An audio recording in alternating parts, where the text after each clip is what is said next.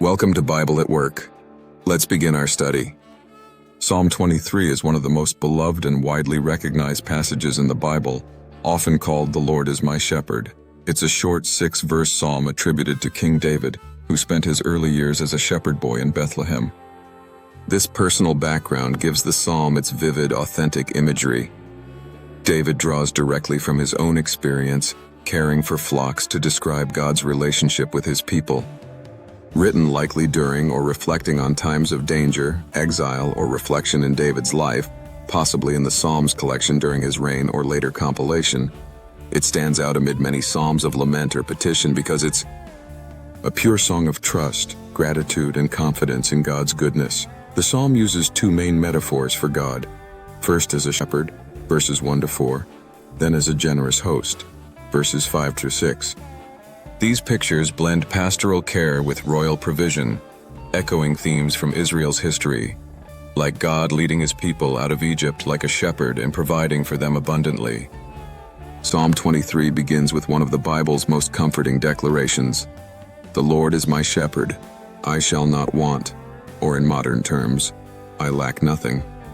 The psalmist portrays God as the perfect shepherd who provides everything his sheep need. He makes them lie down in green pastures, places of rest, nourishment, and safety, and leads them beside still waters, quiet streams, where they can drink without fear. This isn't just physical provision. God restores the soul, bringing renewal and healing to the weary inner life.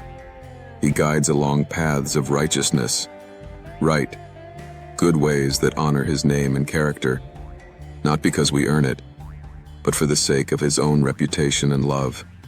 Then comes the famous turn to life's darker moments. "Yea, though I walk through the valley of the shadow of death, I will fear no evil, for thou art with me. Thy rod and thy staff, they comfort me."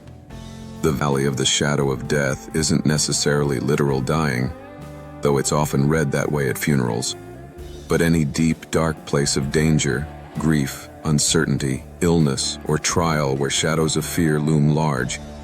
Even there, the shepherd doesn't abandon the sheep. His rod, for protection against predators, and staff, for guiding and rescuing, bring comfort.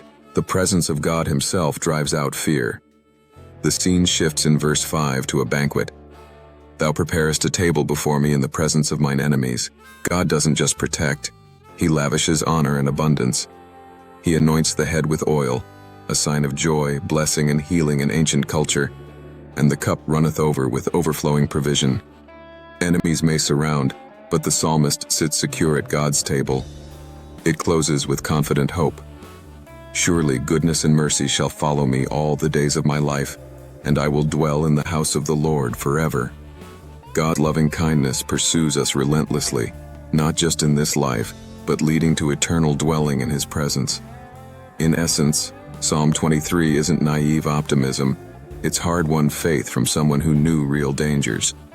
It assures us that God is both tender provider and powerful protector, guiding through green pastures and dark valleys alike, turning scarcity into abundance and fear into peace.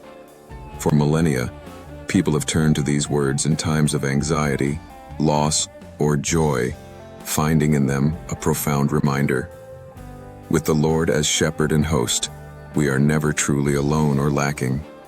If this breakdown of Psalm 23 helped you, please consider liking and subscribing to our channel, and please share this message with a friend.